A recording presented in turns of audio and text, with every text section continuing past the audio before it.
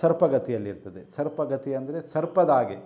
ಸರ್ಪ ಅಂದರೆ ಒಂದು ಹಾವು ಹೇಗೆ ಅದು ಒಮ್ಮೆ ಕಾಣೆ ಆಗ್ತದೆ, ಒಮ್ಮೆ ಕಾಣ್ತದೆ, ಒಮ್ಮೆ ಆಚೆ ಹೋಗ್ತದೆ, ಒಮ್ಮೆ ಈಚೆ ಆಗ್ತದೆ, ಮುಟ್ಟಿದರೆ ಆಗಿರ್ತದೆ, ಅದು ತಂಪಾಗಿರ್ತದೆ. ಮತ್ತು ಒತ್ತಿದರೆ ಸ್ವಲ್ಪ ಇದಾದರೆ ಪಿಸಲ್ನ ಇರ್ತದೆ. ನೀವು ಹಾವನ್ನು ಮುಟ್ಟಿ ನೋಡಿದರೆ ಗೊತ್ತಾಗ್ತದೆ ಒಮ್ಮೆ ಹೇಗೆ ಅದು, ಮತ್ತು ಅದರ ಒಟ್ಟಿಗೆ ಇದ್ದರೆ ಗೊತ್ತಾಗ. ಋಷಿಮುನಿಗಳು ಹಾಗೆ ಅದನ್ನು ಕಂಡು ಹುಡುಕಿದ್ದು. ವಾತದ ಗತಿ ಹಾಗೆ. ಪ್ರಕೃತಿಯಲ್ಲಿರೋ ಪ್ರಾಣಿಗಳೆಲ್ಲನೂ ನಮ್ಮ ಗತಿಗಳಲ್ಲಿ ಇರುತ್ತಾ? ಎಲ್ಲ ಗತಿ ಪ್ರಾಣಿಗಳದೆ. ಓಕೆ. ಎಲ್ಲ ಗತಿ, ತಿತ್ರಿಕ ಗತಿ, ಕಾಕಗತಿ, ಮತ್ತು ಅದು ಹಳಿಲಿನಿದ ಗತಿ, ಅದೆಲ್ಲ 18 ಗತಿ ಅದೇ ಬರ್ತದೆ. ಡಮರು ಗತಿ ಮತ್ತು ಪದ್ಮಗತಿ ಇದು ಬಿಟ್ಟು ಮತ್ತೆಲ್ಲ ಗತಿಗಳು ಪ್ರಾಣಿಗಳಿಂದಲೇ. ಈ ಪದ್ಮಗತಿ ವಾಸ್ತುಗೆ ಯೂಸ್ ಮಾಡ್ತಾರಾ? ವಾಸ್ತುಗೆ ಯೂಸ್ ಮಾಡ್ತಾರೆ. ಪದ್ಮಗತಿ, ಡಮರುಗತಿ. ಡಮರು ಅಂದರೆ ಶಿವನ, ಅದು ಮೃತ್ಯು ಸ್ವರೂಪ ಅಂತ. ಹಾಂ, ಅದು ಇದ್ದರೆ ಆ ಗತಿ ಬಂದರೆ ಅವನ ಆಯುಷ್ ಹೋಗಿರ್ತದೆ ಅಂತ ಅರ್ಥ ಅಲ್ವಾ. ಹಾಗೆ ಇದು ಇಲ್ಲಿ ತಿತ್ರಿಕಾ ಗತಿ ಅಂದರೆ ನಿಮ್ಮದಲ್ಲ. ತಿತ್ರಿಕಾ ಗತಿ ಅಂದರೆ ಅದು ಅವನಿಗೆ ಆರ್ಥರೈಟಿಸ್ ಇದೆ ಅಂತ ಇದೆ. ಕಾಕಗತಿಯಿಂದ ಆರ್ಟಲ್ಲಿ ಪ್ರಾಬ್ಲಮ್ಸ್ ಇದೆ ಅಂತ ಇದೆ. ಬೇರೆ ಬೇರೆ ಗತಿ ಅದು ಒಮ್ಮೆ ಅದು ದೊಡ್ಡ ಸಬ್ಜೆಕ್ಟ್. ಬೇರೆ ಅದು ನೋಡಲಿಕ್ಕೂ ಆ ರೀತಿ ನಾವು ಇದಿರಬೇಕು. ಕಾಗೆ ಹೇಗೆ ನಡೀತದೆ ಅದನ್ನೇ ನೋಡ್ತಾ ಇರಬೇಕು.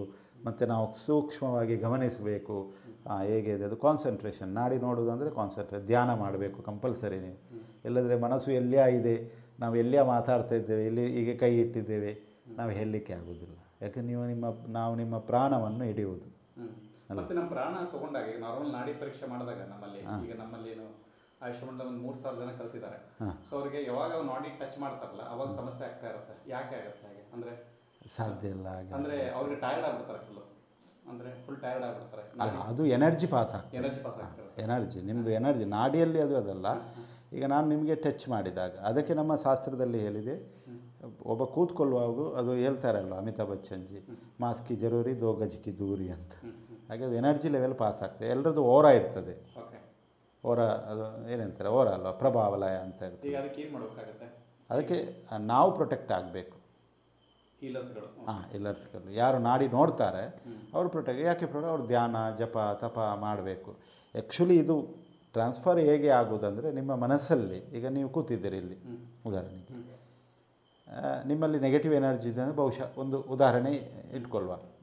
ಆ ನೆಗೆಟಿವ್ ಎನರ್ಜಿ ಇದೆ ಅಂತ ಇಟ್ಟಾಗ, ಆ ನೆಗೆಟಿವ್ ಎನರ್ಜಿ ಇದ್ದಾಗ ನನ್ನಲ್ಲಿ ಪಾಸಿಟಿವ್ ಇದೆ, ಆ ನೆಗೆಟಿವ್ ಎನರ್ಜಿ ನನ್ನಲ್ಲಿ ಬರ್ತದೆ ಅಲ್ವಾ.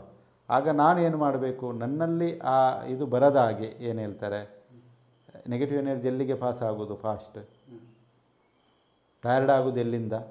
ನಾನು ಪ್ರಶ್ನೆ ಕೇಳ್ತಾ ಇದ್ದೀನಿ, ಎಲ್ಲಿಂದ ಟಯರ್ಡ್ ಆಗೋದು? ಮಾನಸಿಕವಾಗಿ ಟಯರ್ಡ್ ಆಗೋದು. ಶರೀರ ಟಯರ್ಡ್ ಆಗೋದು ಯಾವಾಗ? ಮಾನಸಿಕವಾಗಿ. ಆ ಮನಸ್ಸಿಗೆ ಎಫೆಕ್ಟ್ ಆಗದಾಗೆ ನಾವು ಕಂಟ್ರೋಲಲ್ಲಿರಬೇಕು. ಇವನ್ ಈಗ ಫಾರ್ ಎಕ್ಸಾಂಪಲ್ ಯಾರು ಮನೆಗೆ ರಿಲೇಟಿವ್ ಬರ್ತಾರೆ, ಯಾರಾದರೂ ನಮ್ಮ ಪರಿಚಯ ಬರ್ತಾರೆ, ಬಂದಾಗ ಕಿರಿಕಿರಿ ಆಗುತ್ತೆ, ಅದು ಅದೇ ಕಾರಣ. ಅದೇ ಕಾರಣ. ನೆಗೆಟಿವಿಟಿ ಬಂದ ಕೂಡಲೇ ದೂರ ಇರಬೇಕು. ಅದಕ್ಕೆ ಶಾಸ್ತ್ರದಲ್ಲಿ ಅದಕ್ಕೆ ಸುಮ್ಮನೆ ಅದು ನಾವು ಮುಟ್ಟಬಾರ್ದು ಇದು ಮಾಡಬಾರ್ದು ಅಂತ ಹೇಳಿದ್ದು ಅದಕ್ಕೆ. ಅದು ಇದಕ್ಕೆಲ್ಲ ಏನು ಹೇಳ್ತಾರೆ, ಅದೇನು ಹೇಳ್ತಾರೆ, ದ್ವೇಷ ಈರ್ಷ ದ್ವೇಷದಿಂದ ನಾವು ಪ್ರೊಟೆಕ್ಟ್ ಆಗಲಿಕ್ಕೆ ಅದು ಈಗ ಆಯುರ್ವೇದ ವೈದ್ಯರು ವೈದ್ಯೋ ನಾರಾಯಣೋ ಹರಿ ಅಂತ ಹೇಳಿದ್ದಾರೆ. ಈಗ ನೀವು ಯಾರಿಗಾದರೂ ಟ್ರೀಟ್ಮೆಂಟ್ ಮಾಡುವುದಾದರೆ ಅದು ನಿಮ್ಮ ಧರ್ಮ. ಅದು ಒಬ್ಬನಿಗೆ ಟ್ರೀಟ್ಮೆಂಟು. ಆದರೆ ನೀವು ಅವನಿಗೆ ಹೇಳಬೇಕು, ನೀವು ಅವನ ಹಣದ ಆಸೆವೇ ಇರ್ಬೋದು. ನೀವೀಗ ಬಂದಿದ್ದೀರಿ, ನಿಮ್ಮ ಚೈನ್ ಗೀನೆಲ್ಲ ನೋಡಿ ಕಾಡಿ ಬೇಡಿ ನೋಡಿ ಇವರ ಹತ್ರ ಒಳ್ಳೆ ಹಣ ಇದೆ ಅಂತ ನಿಮಗೆ ಒಂದು ಮಾತಾಡುವ ಅಂತ ಇದ್ದರೆ ನಿಮ್ಮ ಎನರ್ಜಿ ಇಮಿಡಿಯೇಟ್ಲಿ ನನಗೆ ಪಾಸ್ ಆಗ್ತದೆ. ನಾನು ಪರ್ಫೆಕ್ಟ್ ಇದ್ದರೆ ನನಗೆ ಏನೂ ಇಲ್ಲ, ನನಗೆ ನೀವೊಂದು ಪೇಷಂಟ್. ನಾನು ನಿಮ್ಮ ಹಣದ ಬಗ್ಗೆ ಇರಲಿ ಯಾವುದೇ ಬಗ್ಗೆ ಇರಲಿ ಯೋಚನೆ ಮಾಡಬಾರ್ದು. ಆಗ ನಿಮ್ಮ ಎನರ್ಜಿ ನನಗೆ ಪಾಸ್ ಆಗೋದಿಲ್ಲ, ಸಾಧ್ಯನೇ ಇಲ್ಲ ಅದು ಆಗಲಿಕ್ಕೆ. ತೋರಿಸಲೇಬಾರದು ಅಲ್ಲ, ನಾಡಿ ತೋರಿಸಬೇಕು. ಇಲ್ಲ ಹೊಗಳಬಾರ್ದು. ನಾವು ಸಿಂಪಲ್ ಆಗಿರೋ ವೈದ್ಯನ ಕರ್ತವ್ಯನೇ ಅದು. ನಾವು ಒಂದು ಸಿಂಪಲ್ ಆಗಿದ್ದು ದೇವರ ನಾಮಸ್ಮರಣೆಯನ್ನು ಮಾಡ್ತಾ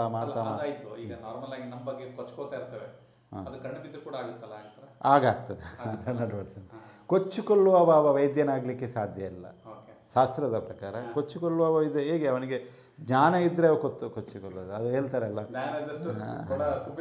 ಅವು ತಿಳ್ಕೋದಿಲ್ಲ, ಅದು ಆ ಗಾದೆನೇ ಆಗ್ತದೆ. ತುಂಬಿದ ಕೂಡ ಜ್ಞಾನ ಇದ್ದರೆ ಅವ ಕೊಚ್ಚಿಕೊಳ್ಳೋದಿಲ್ಲ.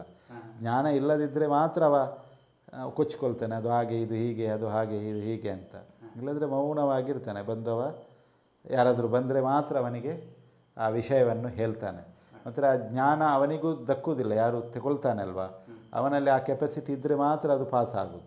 ಇಲ್ಲದ್ರೆ ಜ್ಞಾನ ಪ್ರಪಂಚದಲ್ಲಿ ಇದೆ, ಅದು ಅದಕ್ಕೆ ಒಂದು ಪಾತ್ರ ಬೇಕತ್ತ, ಪಾತ್ರತ, ಆ ಪಾತ್ರಕ್ಕೆ ಮಾತ್ರ ಸಿಗೋದು. ಅದಕ್ಕೆ ನಾವು ಧ್ಯಾನದಿಂದಲೇ ಜ್ಞಾನ ಸಿಗುವುದು ಅಂತ ಹೇಳ್ತೇವೆ ಅಲ್ವಾ.